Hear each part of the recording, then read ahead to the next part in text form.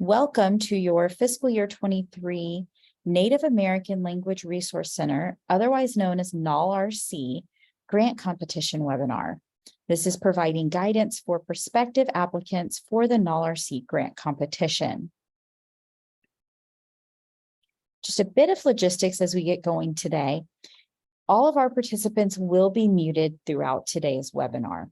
This is in order to ensure that we're able to cover all of the content that we have for you, but we do have some time set aside for questions. Go ahead and as you have questions, pop those in the chat box. You don't have to wait for the designated question and answer time. We'll be gathering them throughout the time. So as the questions arise for you, pop them in the chat. And as we get to those question and answer sections, we'll address those questions. Also, this webinar is being recorded. So that recording is going to be posted on the OIE website.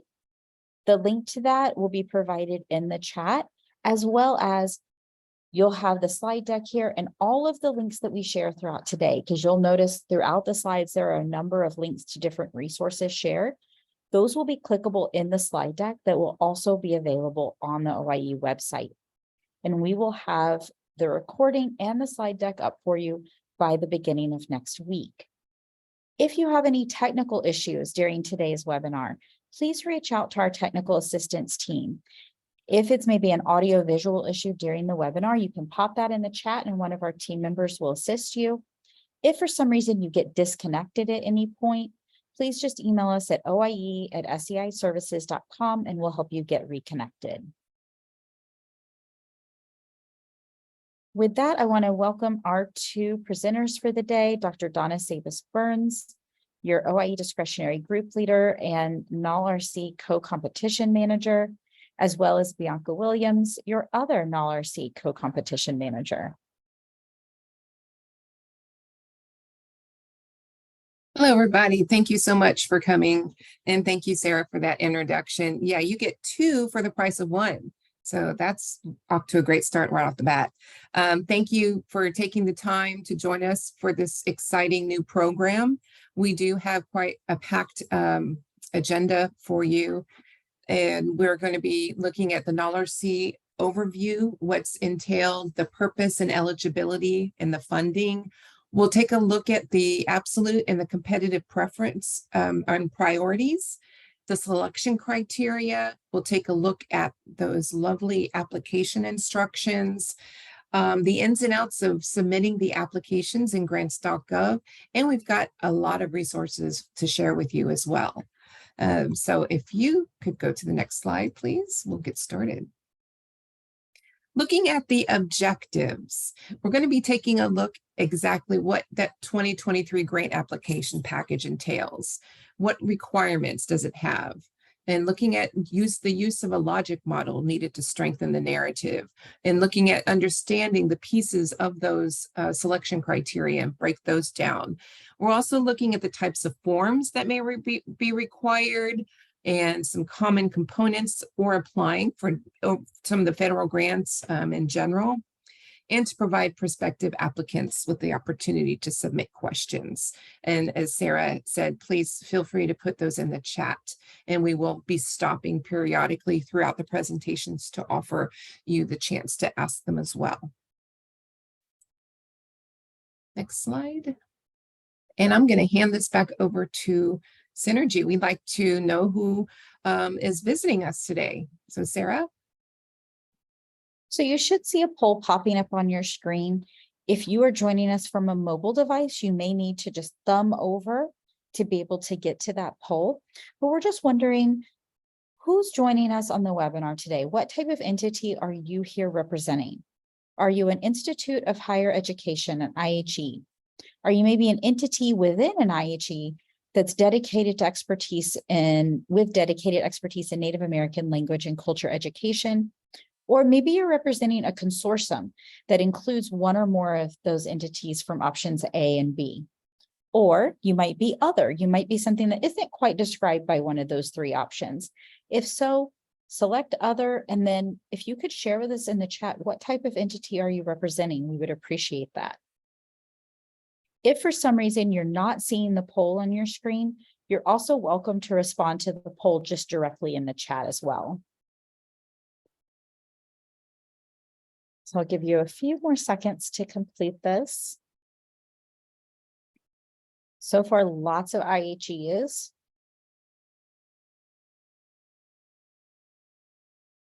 But we still have quite a few who haven't quite responded yet as well.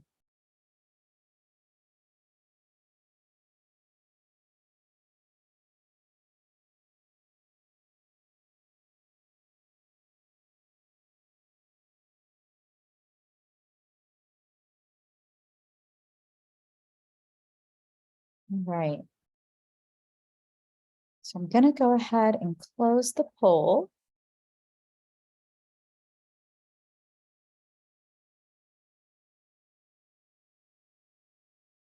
And we appreciate you sharing in the poll. And if you didn't get a chance, maybe you were just coming into the room, you're welcome to again pop that into the chat to be able to respond that way as well. And with that, I'll turn it back over to Donna. Great. Thank you. Okay, just a couple of notes. This webinar is not fully comprehensive, does not address every single competition requirement or present all the available information. And we're going to be kind of reiterating that throughout the presentation, that you really need to look that notice inviting applications, commonly referred to as the NIA, back and forth before, during, and even after, to make sure that you have covered a lot of the questions that you may have can be found very clearly in there. And so between the NIA and the application package with the common instructions, and there's a link in the slides to those common instructions of how to submit through grants.gov, and some of the other required processes is SAM registration and the UEI, which we'll talk about in a minute. But please note that this is not comprehensive and that we will commonly refer you back to the NIA to help you when you're writing your application. Next slide. Back in April of last year, they did a huge overhaul. We no longer use the DUNS numbers. They've all been replaced by the unique identity IDs. A couple of notes that if you currently do have a DUNS number that is registered in SAM.gov, you also have a UEI that you may not be aware of. But it has been assigned, and that is what you will need to upload your application in grants.gov. You have to have the UEI. So if you don't, you will need to get one before you apply. And there's also a link here we provided for that transition fact sheet that gives you a lot of the frequently asked questions. It should be helpful if that's the case, that you need to find yours, but make sure you know what that is prior to getting on and uploading your application. Okay, so with that, we'll talk a little bit about this NALRC, commonly referred to NALRC, Native American Language Resource Center competition. The purpose of the NALRC program is meant to further align resources that are provided by the Department of Education with the policies in the Native American Language Act, also known as NALA.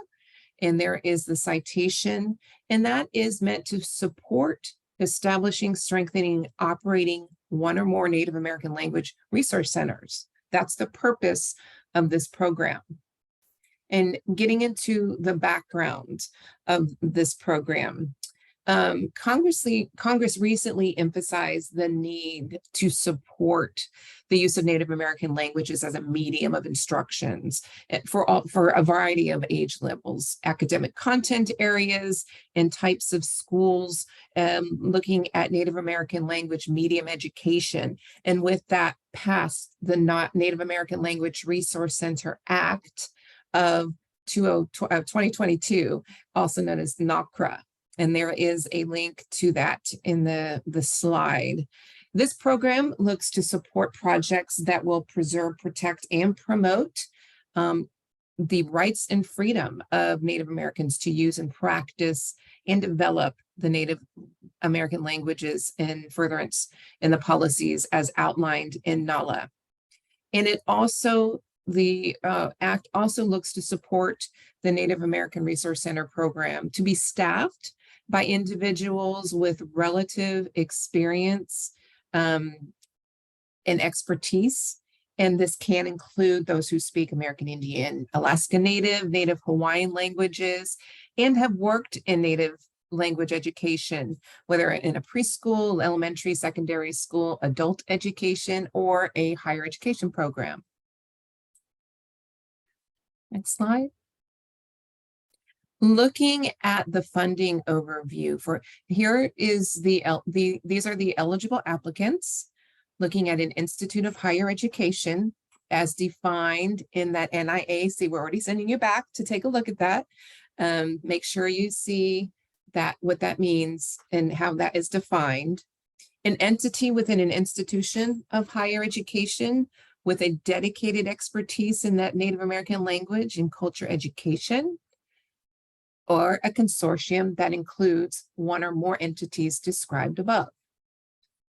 We have an estimated 2.9 million to fund this program, and the length will be up to 60 months, so you can have up to 5 years. And the estimated range of rewards for, we have, and we'll get into the difference, but for a regional center to be approximately 250,000 to 350,000 per year. And then for a national center, we're looking to fund a range of $1 million to $1.3 million. And that is for every year that you want to fund this grant, your grant. The estimated size, of course, is the average of those two. So we have 300,000 for the regional center and 1.115, I guess, 4 million for the national center. And with this, we should be able to fund about 5 or 6 regional centers. And of course, we have the one national center. The application deadline, a very, very important part, is July 27th, 2023 at 11:59 p.m. Washington, D.C. time. Please note that, Washington, D.C. time. And just a side note that the department is not bound by these estimates, but just wanted to put that plug in here. So that's the funding piece. I know I've received quite a few pieces of requests for notice of intent to apply. And this is something that's not required, but it is encouraged. If you can, by Tuesday, June 27th, next week, I believe, email me and Bianca can give you that as well, that information. Her email is at the end as well, but my name is in the NIA, so we had to put that in there. But put the subject line, intent to apply. And these are the pieces of information we need. There's no special form. There's no special format. Just provide us with these pieces of information, the application, the applicant's name, the organization, whether or not you're applying to either the national center or the regional. And if so, which region, and we'll go through that in a minute, what the regions are, your address, the contact person's name, and their email address, and that's it. So, and again, it's encouraged, it's not required. So if you find yourself on Wednesday going, oh, I never gave my intent, it's okay. And if you gave your intent, but weren't able to follow through with it, that's fine too. There's no consequence. It's more for us for planning purposes. Next slide. Okay, the next couple of slides, we're going to get into the priorities of the program. And each of you must clearly identify the specific, absolute, and competitive preference priority, if that's if applicable, in the proposed project abstract and the narrative. So there will be 2 absolute priorities, and the applicants must meet one of those priorities. We also have 1 competitive preference priority, which we will get to in just a second. All right, so let's go over the absolute priorities. The department intends to create 2 funding slates. one for the applicants that meet absolute priority 1, and another for applicants that meet absolute priority 2. And as a result, the department may fund applications out of the overall rank order, provided applications of sufficient quality are submitted, but the department is not bound to do so. Each applicant must clearly identify the specific absolute priority that the proposed project addresses, and both the project narrative and the abstract. Now, if you're happy to be asking, can you apply to both absolute priorities? The department prefers that an eligible entity apply for either the national or the regional centers. The department will, however, consider multiple but separate, that's keyword, separate applications from one entity applying for one or more regional centers and a national center, as long as the entity submits a separate application. So you cannot ask to be applying to both in the same application. They have to be separate.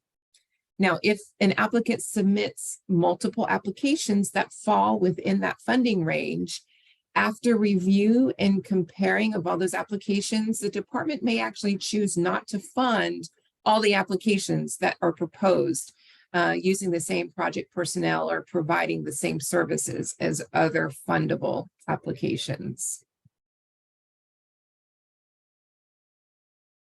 Next slide. Thank you. Absolute priority 1. Okay, let's talk about the regional centers. To meet this priority, the applicants must propose a regional Native American language resource center that supports that provision of high quality capacity building services to tribal clients and recipients to identify, implement, and sustain effective programs, practices, and interventions that look specifically to encourage and support the use of Native American languages within the educational systems in the same manner as other world languages, including by encouraging state educational agencies, local educational agencies, and Institute of Higher Education to offer the Native American language courses for the same full academic credit as other courses in world languages. It also looks to support the development and adoption and use of assessments, qualifications, and processes based on promising practices in Native American language medium education. It also must provide technical assistance to Native American language programs seeking other federal resources, and look to provide technical assistance to Native American communities and school systems to specifically support the development of Native American language medium education programs, as we mentioned earlier, in preschool, elementary school, adult education programs, of course, in secondary schools. Here is a map that highlights the different regions in which an applicant can apply.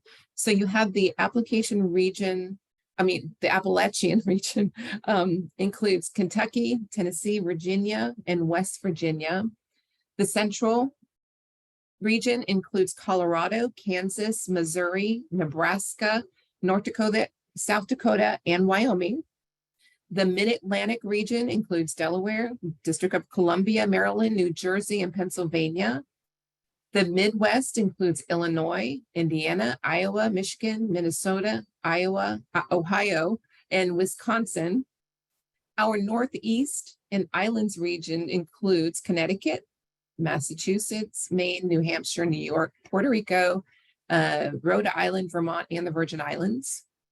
The Pacific region includes American Samoa, the Republic of the Northern Mariana Islands, the Federated States of Micronesia, Guam, Hawaii, Palau, and the Republic of the Marshall Islands. In the Northwest region, we include states of Alaska, Idaho, Montana, Oregon, and Washington State. The Southeast region includes Alabama, Florida, Georgia, Mississippi, North and South Carolina. And then we have the Southwest that includes Arkansas, Louisiana, New Mexico, Oklahoma, and Texas. And finally, the West region with California, Arizona, Nevada, and Utah. So those are the specific highlights. Of course, it's color coded. You can see to which you can look to provide applications for regional centers. That was a mouthful. Okay, absolute priority number 2, if you're looking to apply to the national center. Okay, to meet this particular priority, you must propose a project that supports a overall national center that will provide high quality capacity building services to those regional centers and other department funded technical assistance centers. You're looking to also provide those capacity building services to tribal clients and recipients, Institute of Higher Eds, including tribal colleges and universities, to identify, implement, and sustain effective practices, programs, and intervention that include a couple of things. And that first one is encourage and support educator preparation programs, as well as appropriate alternative pathways for teacher certification that prepare teachers to teach Native American languages and to use these languages as a medium for instruction, including by disseminating promising practices and developing those pedagogical programming. It also looks to provide information and resources on promising practices. Oh, I'm sorry, I skipped ahead. There you go. Promising practices in the use and revitalization of Native American language in Native American communities, including use in educational institutions, and also to use the use of technology in school and the community-based Native American language programs that support the retention, use, and teaching of Native American languages. And it also looks to support the use of distance learning technologies and language acquisition and related training for parents, students, teachers, support staff, all associated with the Native American language program, including through the compilation and curation of digital libraries and other online resources for Native languages, except that any materials collected by the center may only be materials provided by Native American language program or Native American community.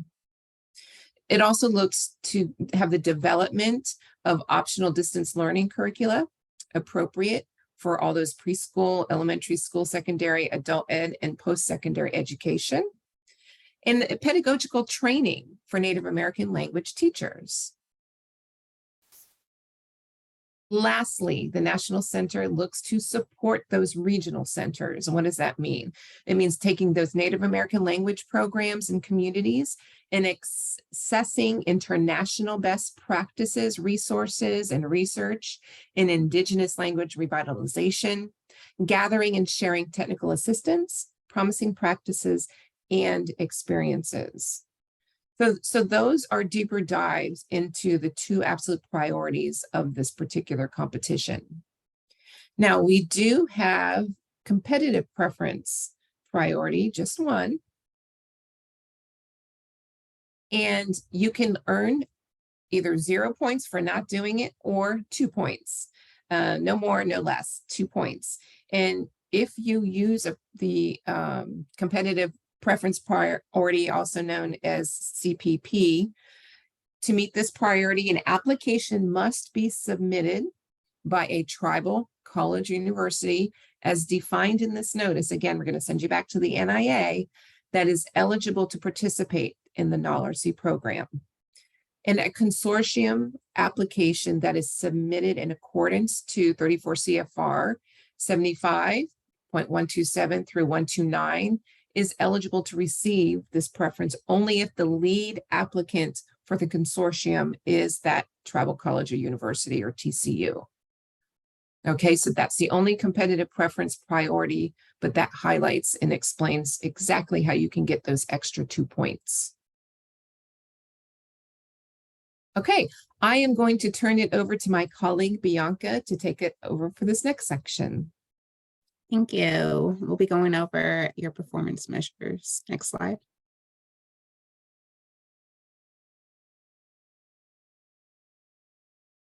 So the required measures everyone will have to submit will be our GIPR measures. It's the Government Performance Results Act.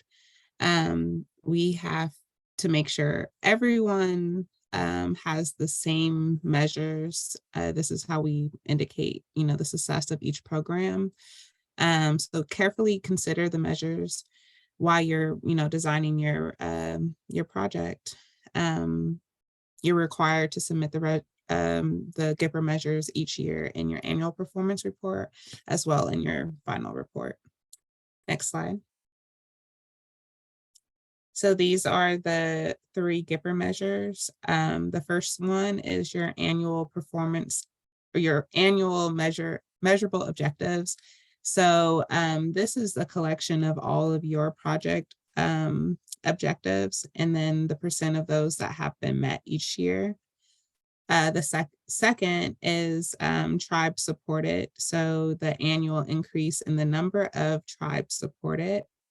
And then the third would be language supported. So the annual increase in the number of language supported. So again, you'll make sure that your, all your projects need to be designed to increase these measures and collect them as well. Next slide. So NALRC's project objectives. Project objectives can also be measures, are the objectives that each applicant writes and includes in their application that are specific to their project and goals. So these are the measures that you design. Each objective is required to be reported on each and every year. So be careful, what you're submitting now in your application is going to be the same measures that you need to submit each and every year. That data is going to be used to determine whether you're making substantial progress. And it's also, again, collected for your GIPR measure. Typically, project objectives are reported as ratios. So when you think about your project objectives, be sure to make sure that they're written to be collected annually. So each year you're developing blank, your partnering with blank, make sure that you're very clear on what you're doing each year versus like over the whole 5 years of the project. You want to make sure that we're able to, say the difference that this year you're working with, 3 tribes versus over, the 5 years, your goal is 3 years. So be very, very clear on your project objectives. Make sure that they're very smart, specific, and measurable. Next slide. Okay, we're going to take a break if there's any questions that we want to dive in. So the first question is an easy one as far as, are we able to get a copy of this PowerPoint? Yes, this slide deck is going to be posted on the OIE website, which is conveniently located on this slide as well. That's where the recording of this event and the slide deck will be. The next question, can the regional center serve one of the states, or do they need to serve all the states in that region? It would be regional centers is that kind of that in the middle. So we hope that you can be open to serve all of those areas. And Lindsay can let me know if that's incorrect, but it was under my understanding that it would be, it doesn't mean just because you're from, let's say you're in Arizona, you can apply for a regional center, but the expectation would be to serve all of those in that area. Next question, is this only for higher ed, or is it applicable to K-12? You should take a look at the NIA as to the eligible applicants and who is allowed to submit an application back to the NIA.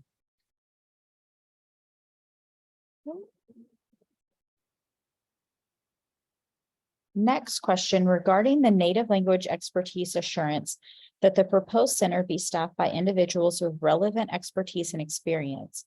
Is it permissible for a project director, e.g. the dean, to not meet the language and experience requirement, provided that the project itself is staffed with this expertise.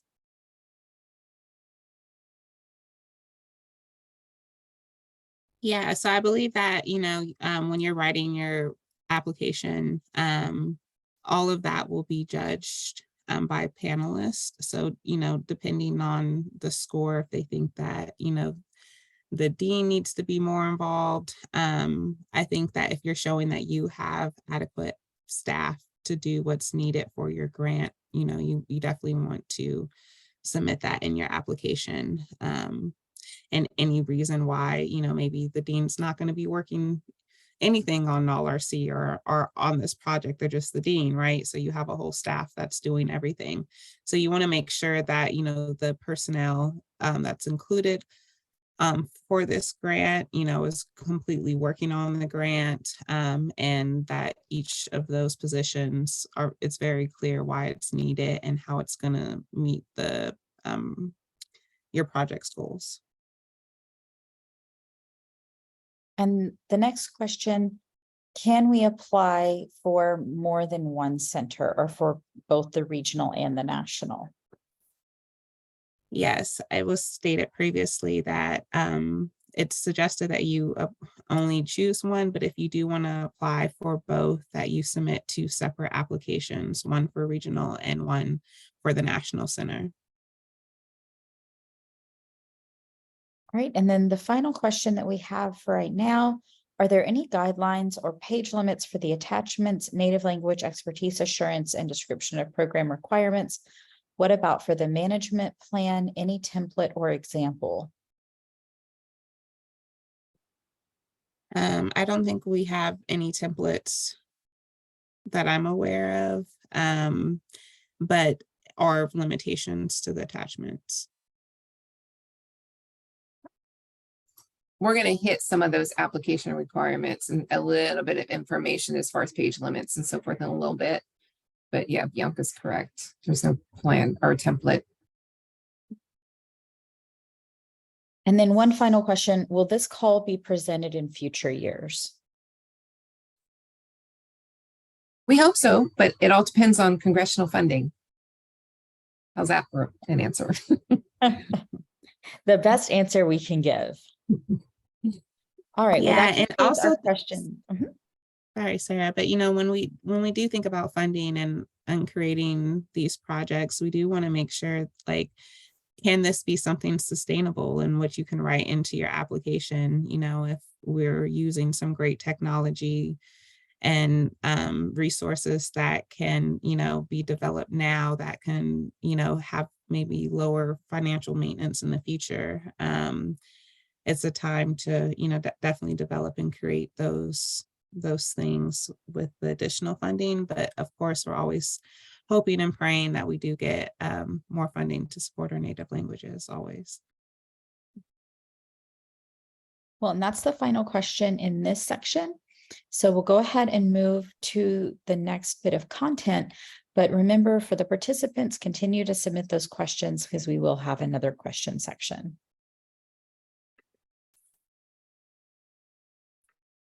Okay, so for application requirements, for this year and any years that we decide to run this program, like we said before, hopefully we do get more funding. And if we do have any additional funding that we need to, fund down the slate, all the applications need to meet these requirements.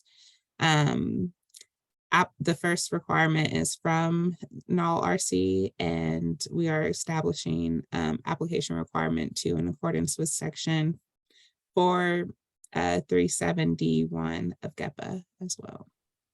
Next slide. So for the application requirements, each applicant must, it's required that you have a native language expertise assurance.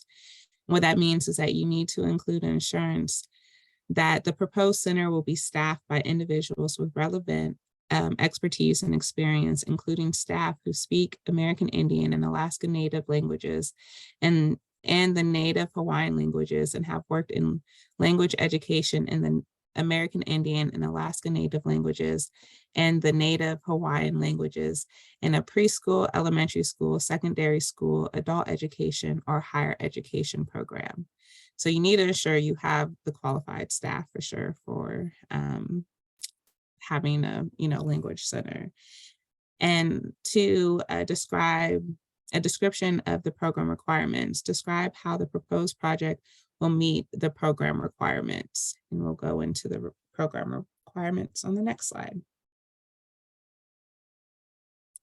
So all applicants are required, your program needs to have all of this. So you need to improve the capacity to teach and learn Native American languages. You must further Native American languages use and acquisition. You need to preserve, protect, and promote the rights and freedom of Native Americans to use, practice, and develop Native American languages, and furtherance of the policies set forth in the Native American Language Act, the United States Trust Responsibility to Native American Communities.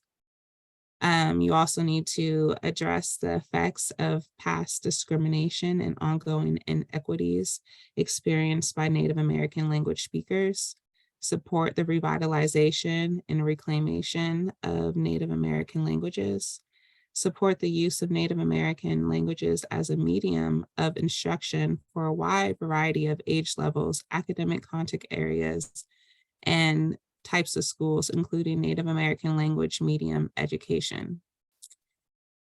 Also support the operation of intensive programs, including summer institutions to train Native American language speakers, to provide professional development, and to improve Native American language instruction through perseverance and in-service language training for teachers. Next slide. So for all applicants, it's required as well that you have a hiring preference for Native American or Indians, subject to the provisions of Section 7B of ISDEAA. That section requires that to the greatest extent feasible, grantee gives Indian preference and opportunities for training and employment in connection with the administration of the grant. Also give to Indian organizations and to Indian-owned economic enterprises as defined in Section 3 of the Indian Finance Act of 1974. Preference in the award of contracts in connection with administration of the grant. So for purposes of the preference, an Indian is a member of any federally recognized Indian tribe. Next slide. Here's some more important definitions. To be considered an elementary school, it's a nonprofit institutional day or residential school, including a public elementary charter school that provides elementary education as determined under state law.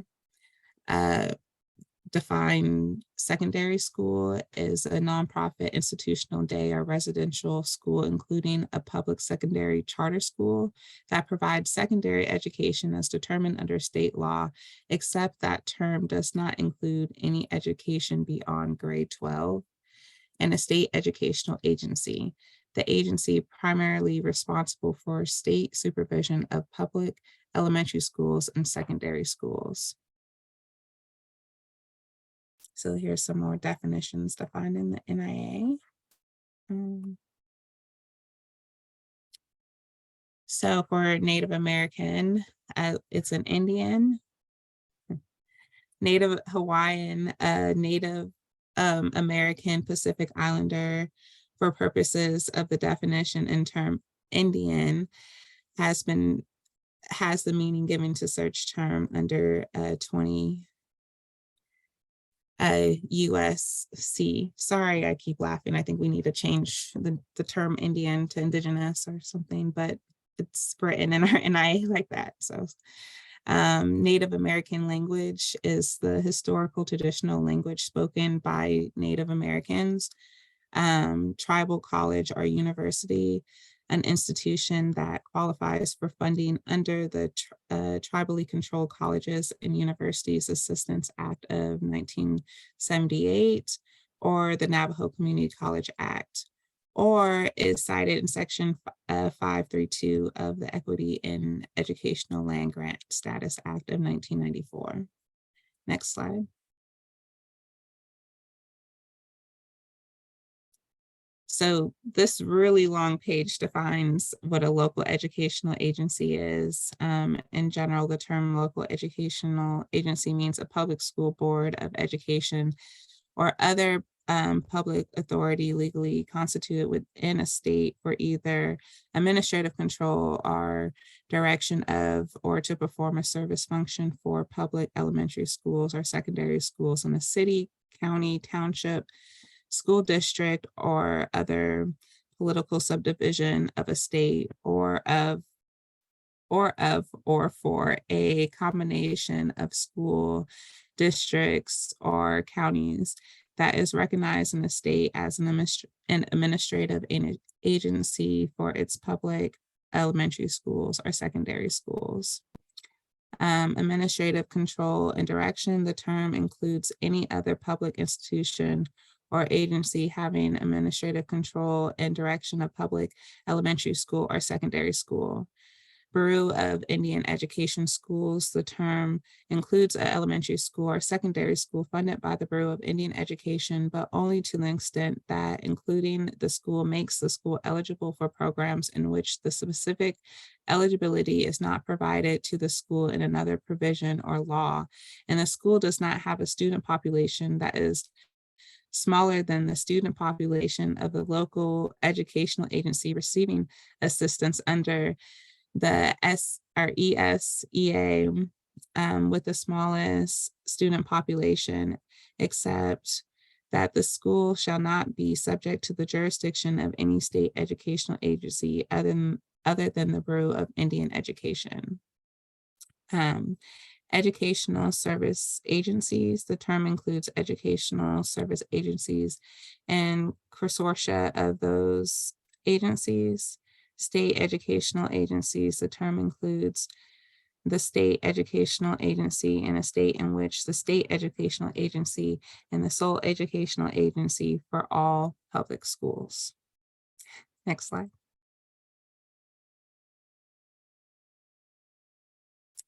Okay, so institution of higher education, which is an educational institution in any state that admits as regular students only persons having a certificate of graduation from a school providing secondary education or the recognized equivalent of such a certificate, or persons who meet the requirements of 20 U.S.C. 1091D. Is legally authorized within such state to provide a program of education beyond secondary education, provides an educational program for which the institution awards a bachelor's degree, or provides not less than a 2-year program that is acceptable for full credit towards such a degree, or awards a degree that is acceptable for admission to a graduate or professional degree program, subject to review and approval of the secretary.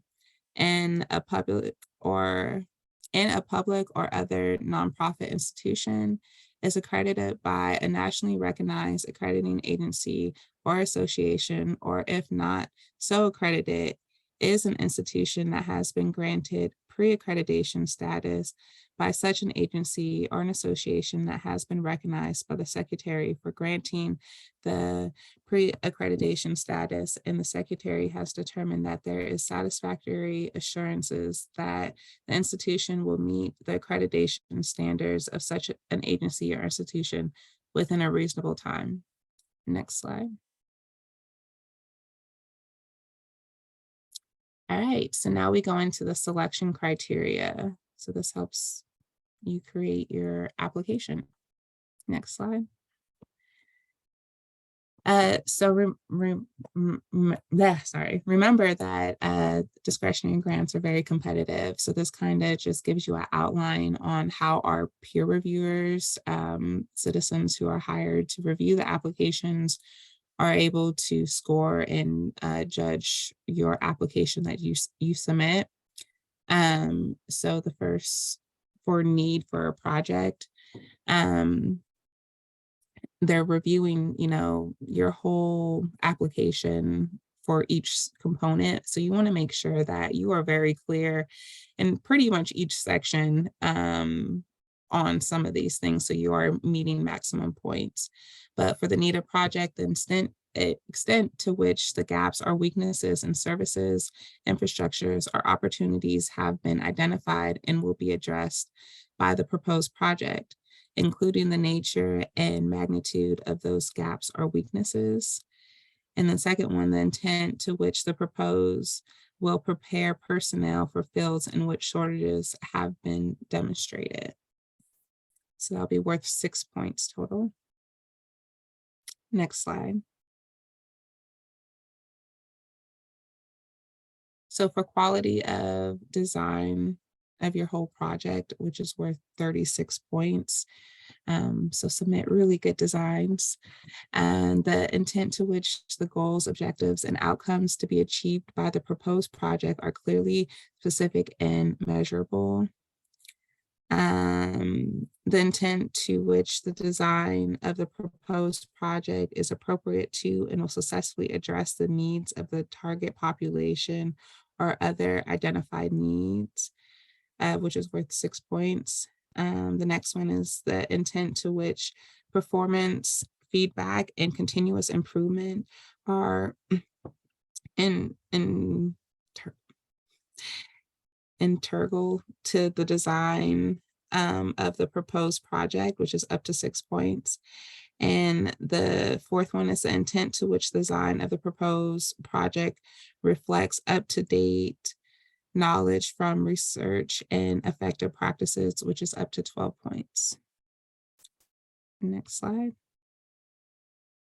So for the quality of the project services, the first one for 2 points is the quality and sufficiency of strategies for ensuring equal access and treatment for eligible project participants who are members of groups that had traditionally been underrepresented based on race, color, national origin, gender, age, or disability.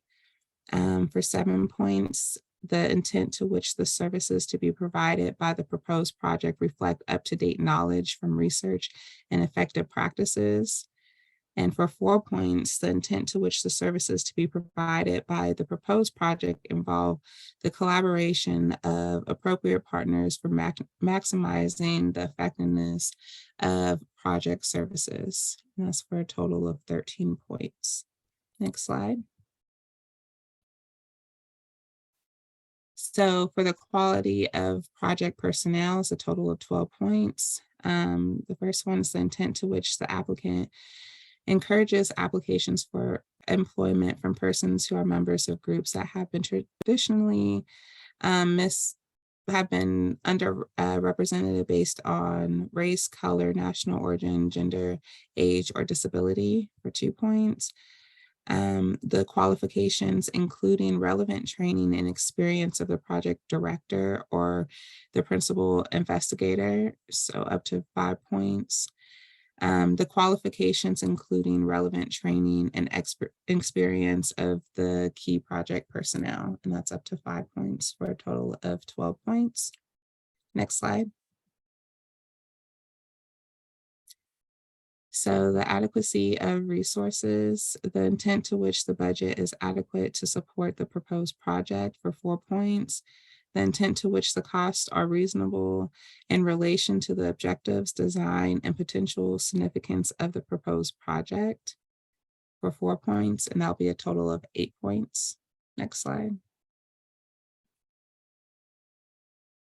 And then for the quality of the management plan, for a total of 15 points, the adequacy of the management plan to achieve the objectives of the proposed project on time and within budget, including clearly defined responsibilities, timelines, and milestones for accomplishing project tasks, the adequacy of mechanisms for ensuring high quality projects and services from the proposed project for a total of 5 points, and the adequacy of procedures for ensuring feedback and continuous improvement in the operation of the proposed project, up to 5 points.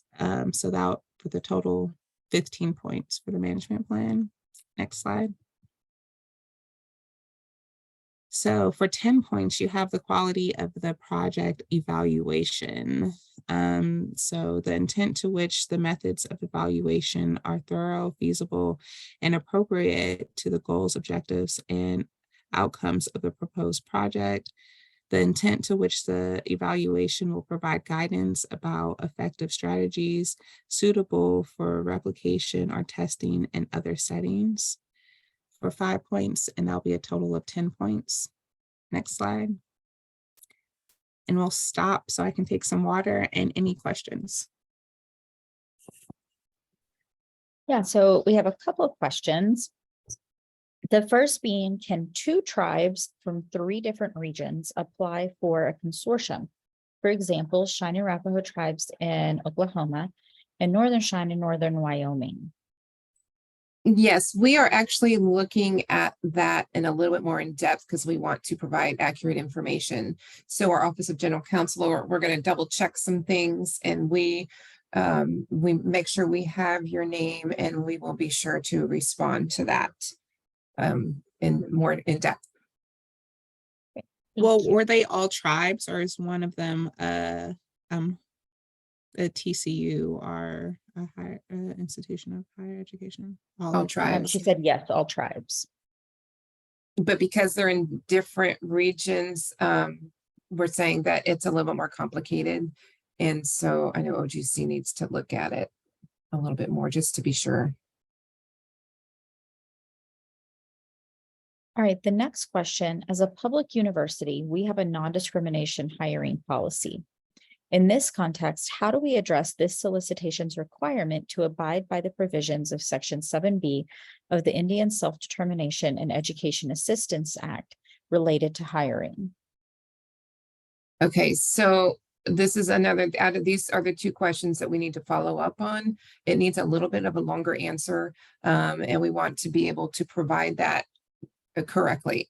And so we will take your name and get back to you as soon as we've had time to review it.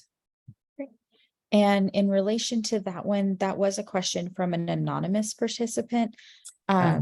If you could, you don't have to make yourself publicly available in the chat, but if you could private message me your name so that we can get back to you with a response after, we can do it that way to still keep your, so you don't have to put it in the public chat.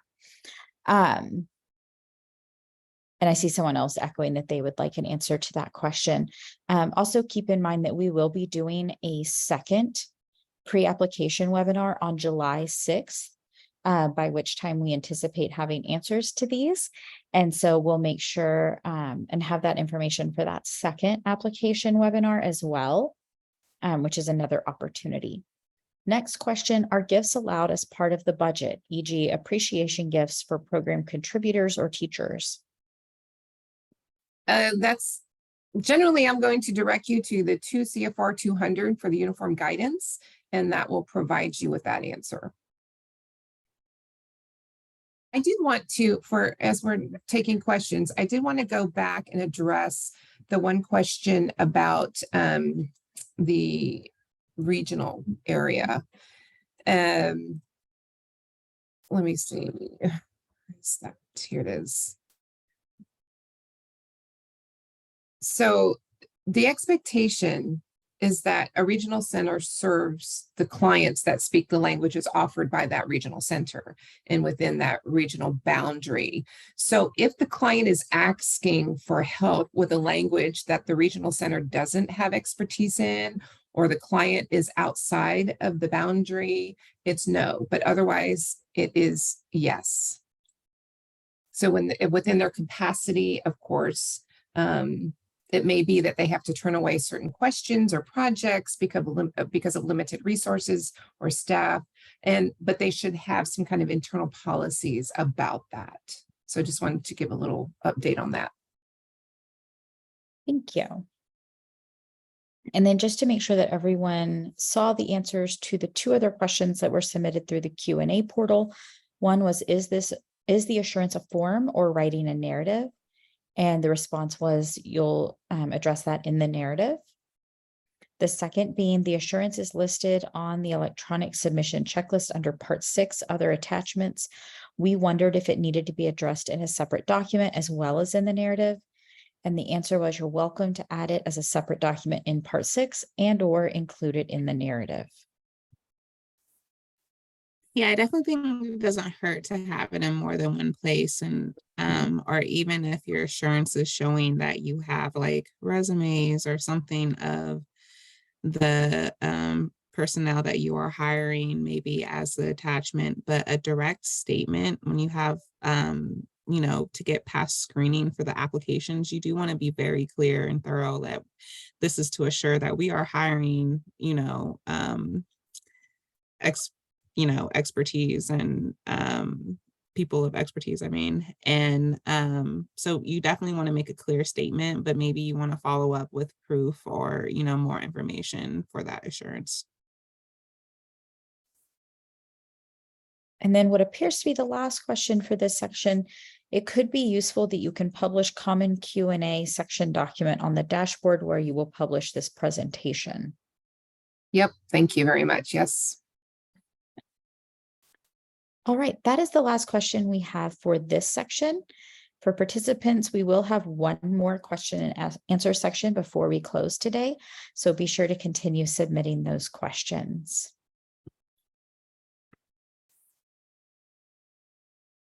All righty. The next section are the application instructions.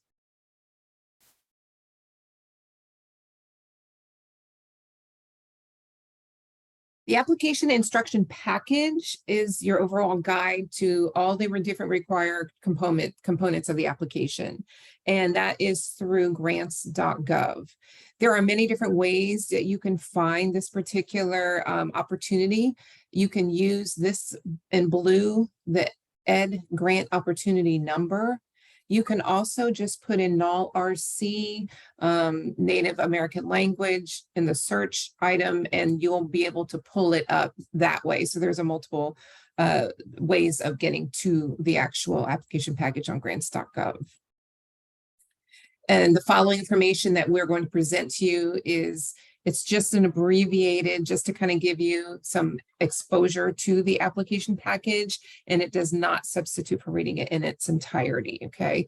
And when you open grants.gov, we've circled there for you that area where you'll see that actual grant number or grant opportunity number, and you can see in the descriptions all the different descriptors that you can use to search. So if you can't remember, I have that handy.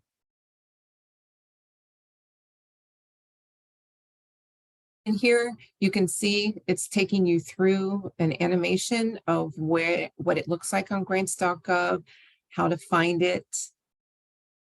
You're going to click on search NALRC, and then it'll pull up these different tabs. Click on the correct option, and then click on the tab labeled package. And then you can download all those instructions, and those are the various forms to which you will be writing.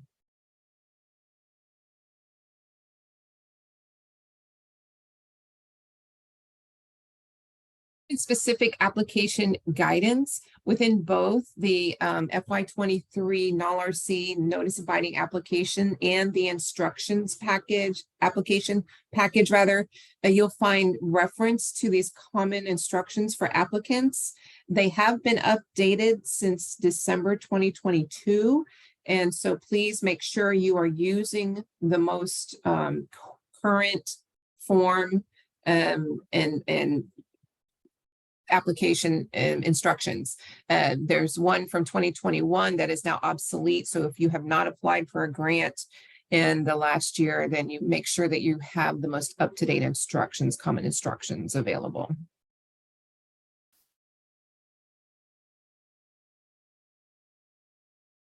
The electronic application checklist. So here is a list of all the different parts of the recommended that you are organized in the following manner and include the following parts in order to expedite the entire review process.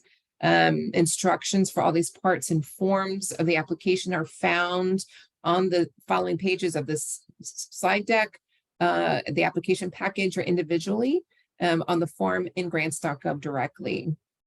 Make sure that you review the application to make sure you have completed all of the forms and sections. All of them are required.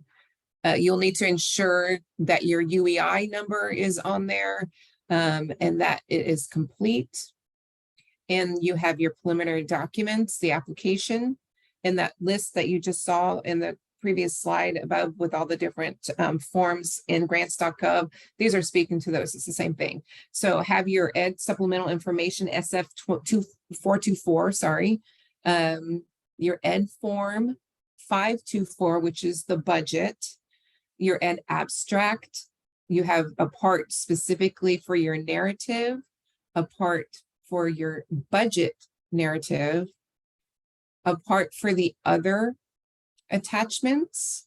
And the next slide, you can see some of those other attachments can include your indirect cost rate agreement. If you are put in budgeting for indirect costs, we must have a current rate agreement, and this is where you can upload that. You may have an administrative cost limit waiver request if that's applicable. You would put it there. You have an intergovernmental review, state single point of contact list, if applicable, accreditation by National Accrediting Agency, if that's applicable, any resumes for project director and key personnel, signed and dated partnership agreements of any required partners, a bibliography, and a signed consortium agreement, if applicable. So this is a capture for all those different pieces that you may have to upload separately. In part 7 for the assurances and certification, you have the SFLLL, the lobbying, which is actually optional. And so that is listed on the grants.gov form package as optional. Your grants.gov lobbying form, which is the ED 80-0013, your GEPA form, which we'll get to in a minute, and any assurances for the non-construction programs, which is the SF 424B form, which is required as well. And that will be under part 7. When you're looking at the actual application, also known as the SF 424 application for federal assistance, be sure that the applicant type matches how you self-identify in the application abstract. We do look at this block, especially when determining eligibility and screening for that. So please make sure that it matches your abstract. Your part 1, this 44, it is a standard form, and there are corresponding instructions in the package.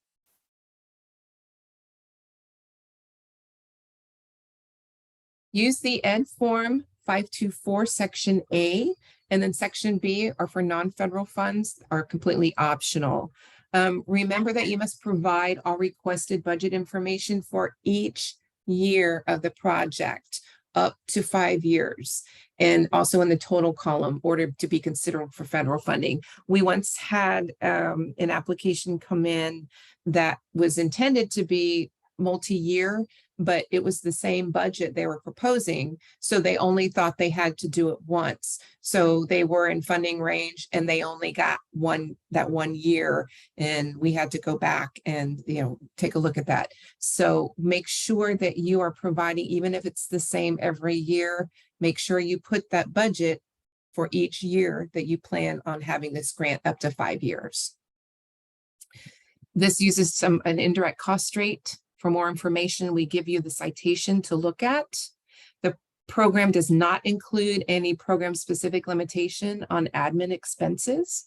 So any and all administrative expenses, they must be reasonable, necessary, and conform to those cost principles as mentioned earlier in the CFR 200, subpart E of the uniform guidance. That is your friend when doing your budget.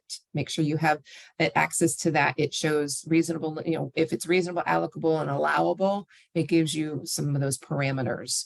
And that's where you can find that question to the gifts there as well.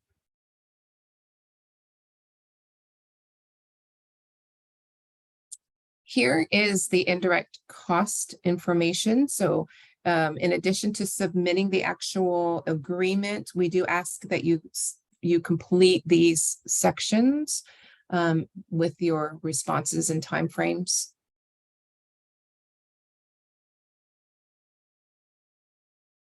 And part 5, the budget narrative, is a separate attachment form, and that serves as section C of the Ed 524 form. And please make sure you have the ED 524 with your budget. We also need you to provide us with a narrative. And a lot of people offer charts for each year in the budget narrative section, which is very helpful. But one tip is to make sure that those numbers match what you're asking for in that official 524 form.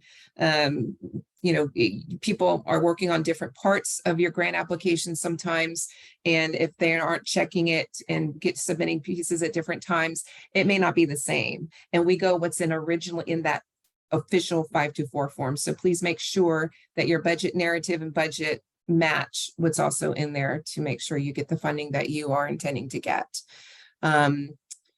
So with that, be sure to complete an itemized budget breakdown, and down to, for example, traveling, make sure you're providing lodging, meals and incentives, transportation, flight costs, and so forth. So break it down so when the reviewers are reviewing it, they have a clear picture of what you're looking for, as well as your program officer when they're reviewing the budget. If you're selected for funding, it needs to be clear what you're asking for. Otherwise, it may be cut if it's not that clear. Again, review and edit to ensure that the total funding is exactly the same. Identify the nature and amount of those proposed expenditures, and provide enough detail so your readers understand what you are asking for.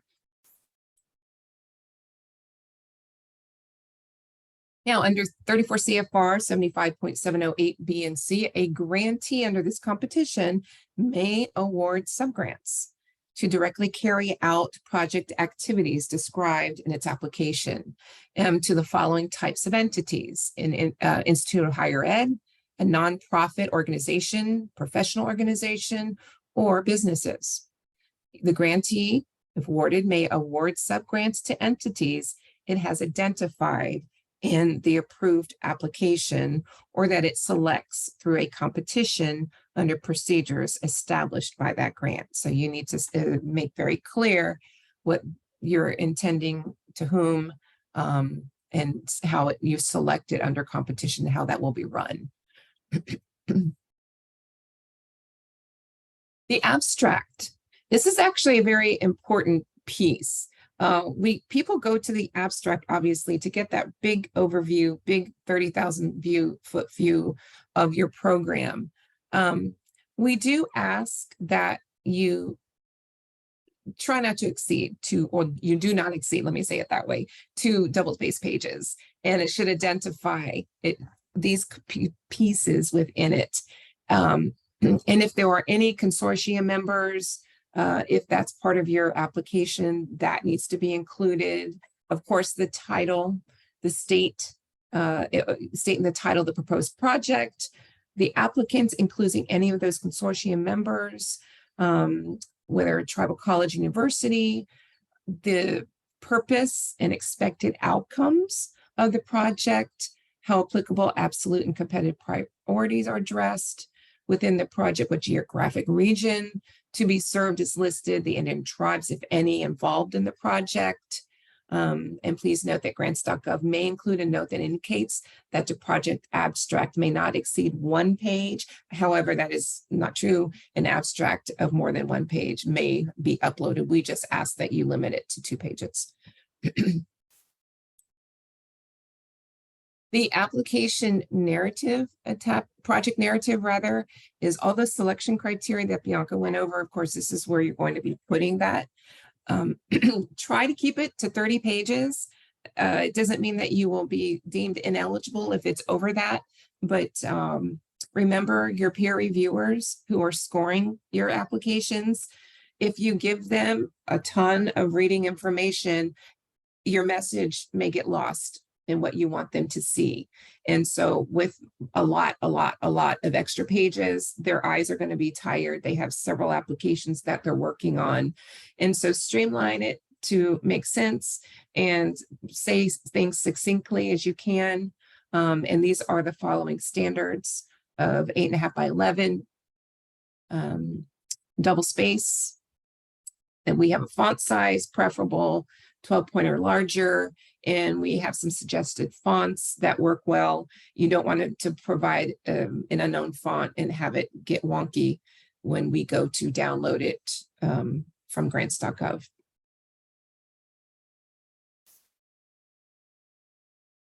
And of course, we went through all of those other attachment pieces, and that is just reiterating. This is saying the same thing, so we can skip that. And again, the assurances and certification. These are all the extra forms that are included in grants.gov. And let's go to that GEPA piece. This year, there is a new GEPA section. It used to be one question that you would have to answer when it's submitting your application. It has changed. There are now 4 questions associated with the GEPA requirement. And it addresses issues of gender, race, national origin, color, disability, and age. There is a link on that slide at the bottom you see that will take you to the GEPA page for frequently asked questions and anything and everything you want to know, even examples of how to answer some of these questions if you're stumped. The next slide shows you, kind of does a crosswalk of what has changed from that original form to the updated form. And then the next slide also gives you what questions are there now that you will have to answer to with your application. There could be a simple error message you may get. We're just putting this here as awareness. If you go to that GEPA frequently asked questions in the web page, you can learn more about that if you happen to get any kind of error. We're just kind of giving you the heads up here. And then this last slide on the GEPA has everything you want to know and links to the training. They offer training. They have slide decks. They have an FAQ. They have an ed.gov equity action plan that you can find. Anything, comments or concerns regarding the status of this, they have a further information contact. So a POC for any questions as you're filling that out. We won't be able to help you with that, but if you go to that FAQ, they'll give you a POC, a point of contact for that form. And that's GEPA. I'm going to turn it back to Bianca to talk about the other application requirements. Okay, so where should we address, everything that's needed for the application?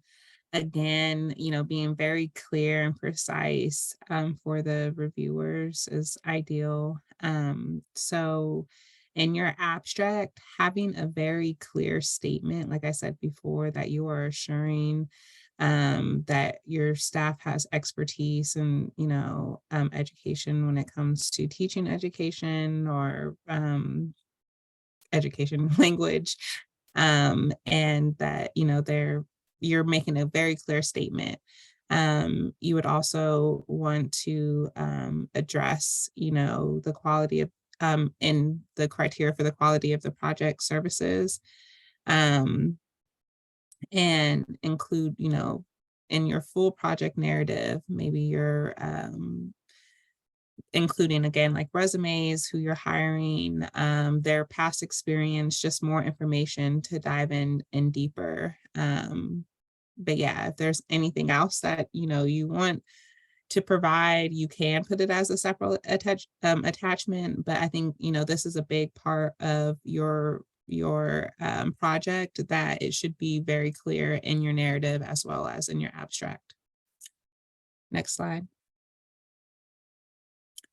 So for your signed and dated partnership agreements or any required partnerships, so if you are having a consortium, if you're working with tribes, however you want to strengthen your application, you do want to attach that at the end as an attachment file. You can include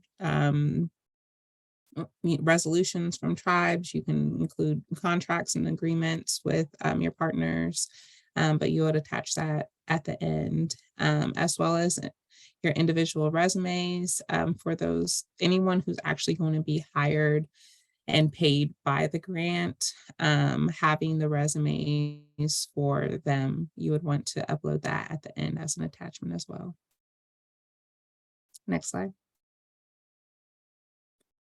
So for your description of your program requirements, this is where you're going to give, in full detail, how you're going to, improve teaching native language, improving native language use, everything that you're planning on doing with your application. We kind of went over the application of the program requirements before, but you want to make sure you're addressing every single one of those and how your program is going to help meet them.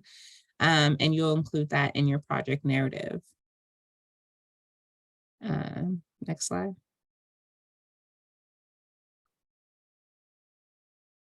So for eligibility for screening and peer review, panel applications will be screened for eligibility.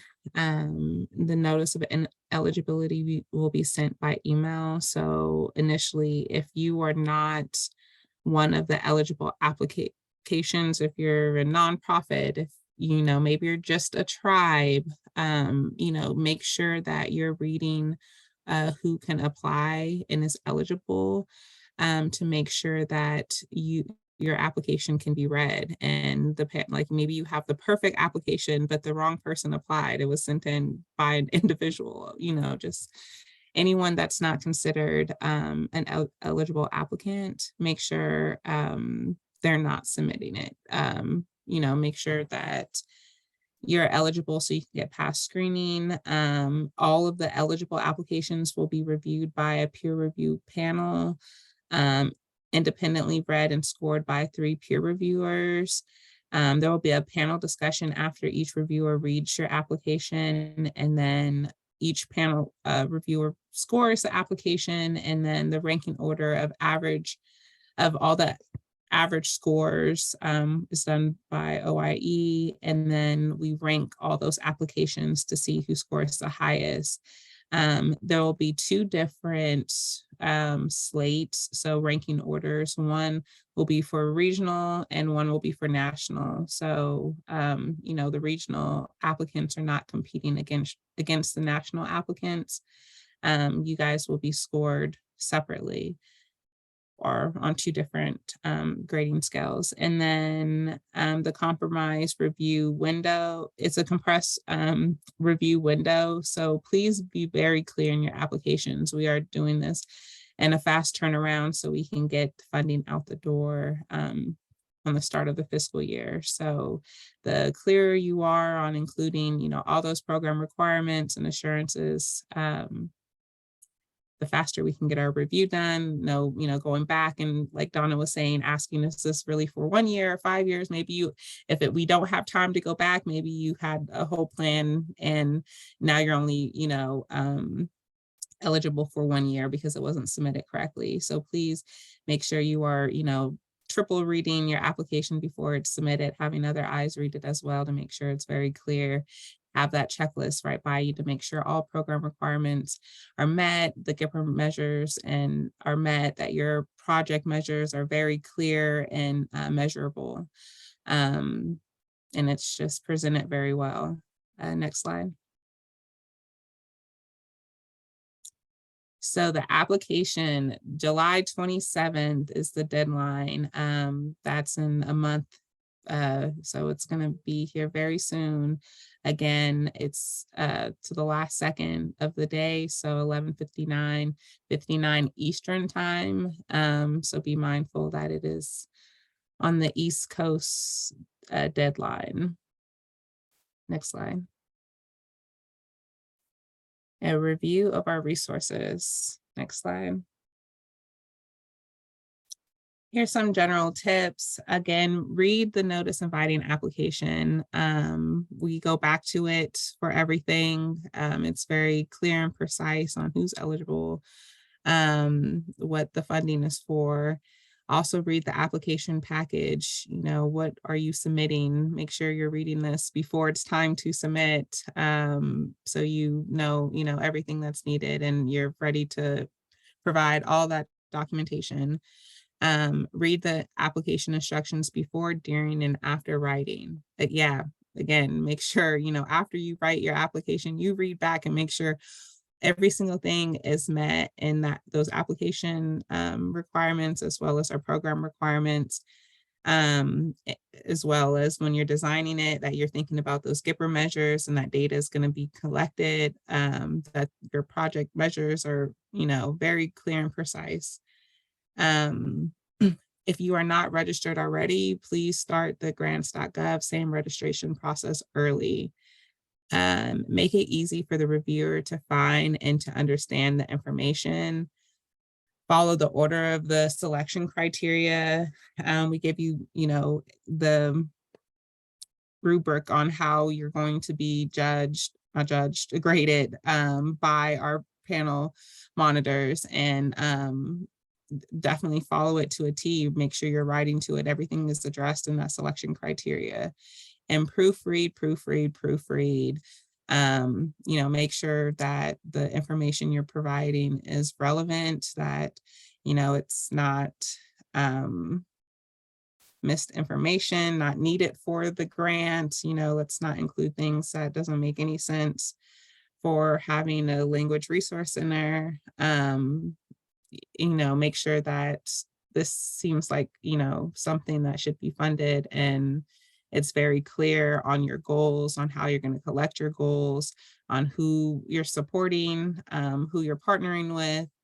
But yeah, definitely, I'm excited to see, these applications, and just make sure it's super clear and they're submitted on time, if not submitted early. The earlier, the better, and also I know we have, I think next week is the deadline for submitting your notice if you are intending on applying.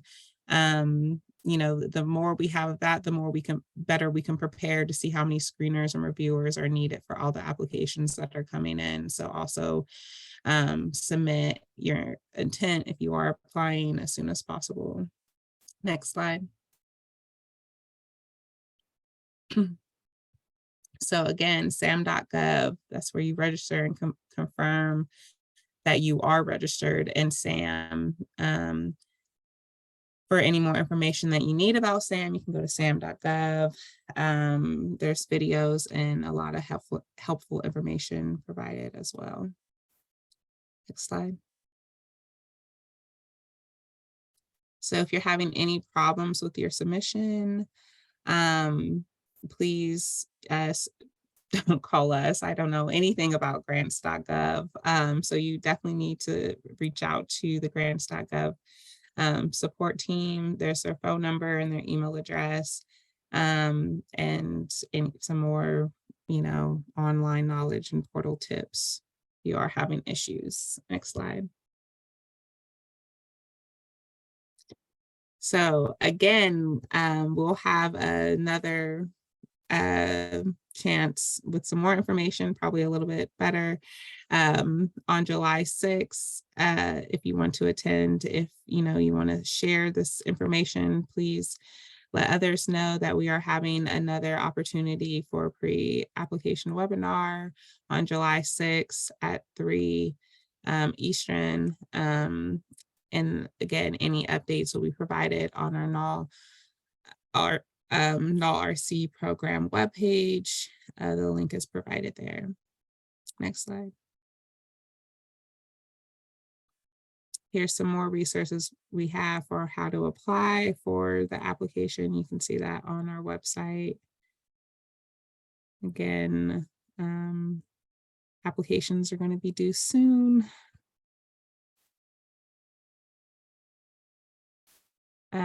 Here's some more resources. The application package is on grants.gov. Our funding opportunity number is listed. And for the systems of awards management for SAM, you'll go to sam.gov. Next slide.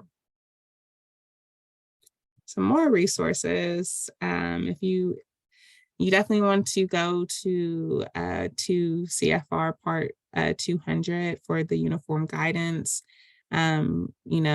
There's what's allowable for costs for programs. You definitely want to make sure what you are submitting in your applications follow federal compliance. So please read our regs, our uniform guidance, Federal Register.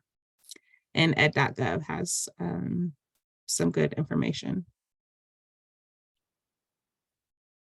So for logic models, here's some resources for effective program planning and collaboration. Building a logic model, even including a logic model maybe in your application. Here's some good resources on developing and planning your project. Next slide. Tutorials and webinar recordings. Here's grants.gov for application training and recordings for pre-application webinars. This will be posted very soon, if not already, but here's some more information, on our website. And to contact us if you have some more questions, if you want to follow up on anything else, if you need us to send you the link to the next webinar, anything that needs to be clarifying, you can definitely reach out to myself or Donna Savis Burns. And thank you. I really appreciate your interest. I'm super excited that we have funding to support our native languages. And I hope you guys create some awesome plans that, really help our students and our whole community with native language. And there's a house that can store all our valuable information. So I know you all have a lot of work to do and things to plan, but please, if there's any other questions, I think we have some time maybe. Yeah, we have just about 2-3 minutes to be able to do a couple more questions. The first being, can you expand on or review the 5% administrative cost limitation and how the applicant determines the need to apply for a waiver, or how can we find more detailed instructions on this?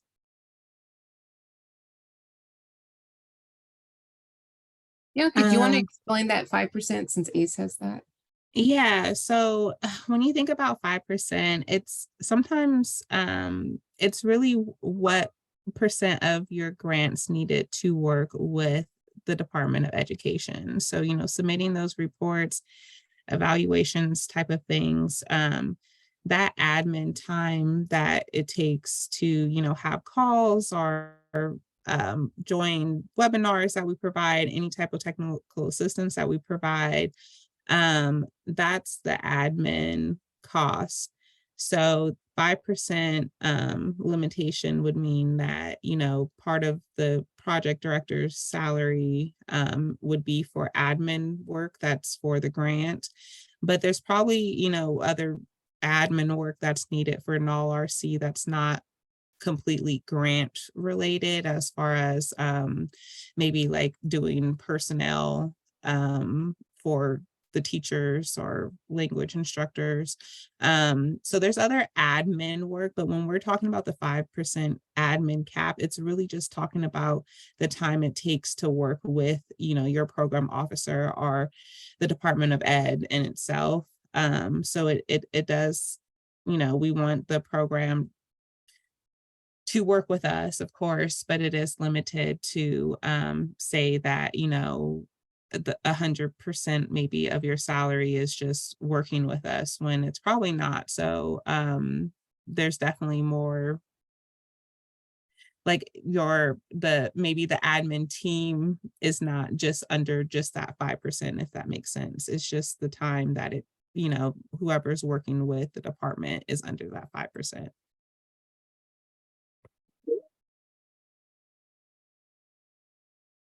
All right. The next question being, guidance in the Federal Register says the indirect cost rate is limited to 8%, but the application package does not specify the same limitation. Can you confirm whether there is an indirect cost rate limit? It is 8%. And you can also refer back, there is a slide within the deck that includes that information as well, if you're looking for that. Next question, how can a consortium operate on a project? Is there more information? That is their full question. I'm guessing this is something that they would have to determine as part of their application.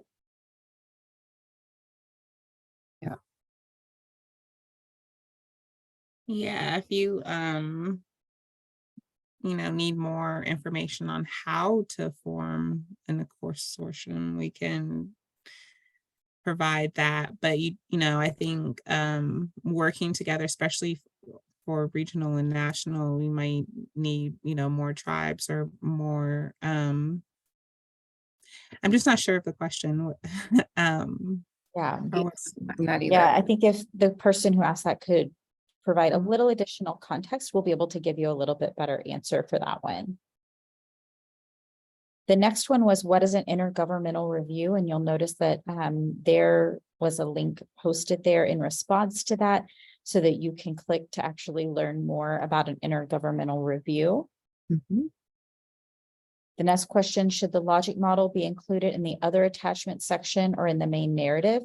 It can actually be in either of those or both. The next question, may subgrants be awarded to tribal governments? Yes. If you look in the notice inviting applications under the hiring preference, there should be additional explanation on that. When does the funding start for the grant? That would be October 1st, 2023, which is part of why there's that condensed review window to ensure that funds are awarded and the projects can begin October 1st. Next question, can you give examples of activities allowed in the grant with tribal partners that are partnering with a college? Yes.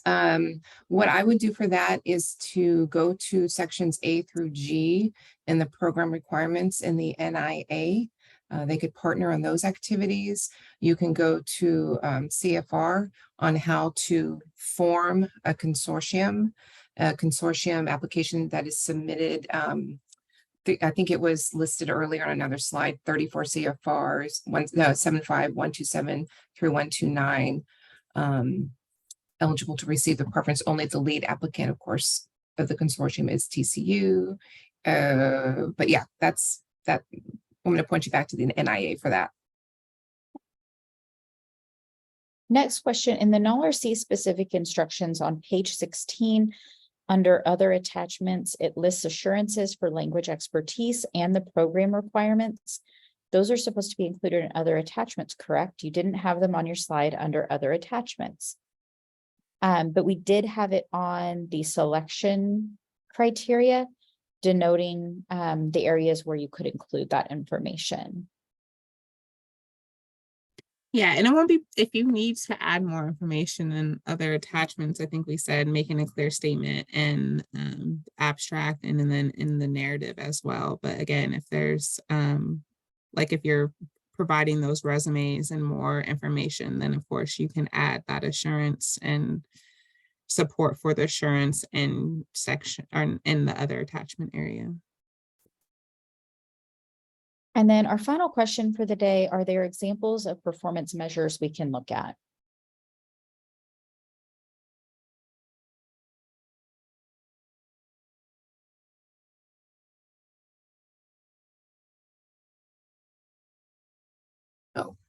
to answer that.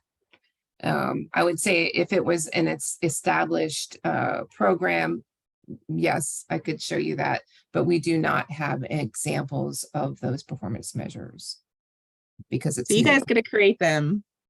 Yeah, it's not for NALRC, it's new. Yeah. Well, and that is our final question for today. I know we are just a couple of minutes over time. So I appreciate those of you who have stayed on to hear all of this information. Just a final reminder that this was recorded. This and the accompanying slide deck will be posted on the OIE website by start of next week. So you'll have that resource. And then we will have a second pre-application webinar on July 6th. It'll have the same slide deck, but of course, you'll have an opportunity to again ask questions, as well as there may be other participants asking questions. So you're welcome to join us again for that one. And it will also be recorded and posted on the OIE website. So thank you for joining us today and good luck with your grant writing. Yes, So good much. luck. And thanks for asking such great questions.